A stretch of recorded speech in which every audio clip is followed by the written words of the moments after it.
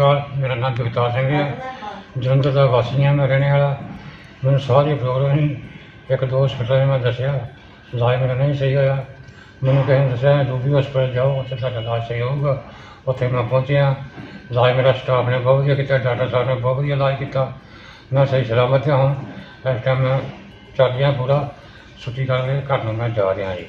कोई भी मेरे वर्गा कोई हो साह बीमारी वाला इलाज कराने वाला इत्थे ही आवे।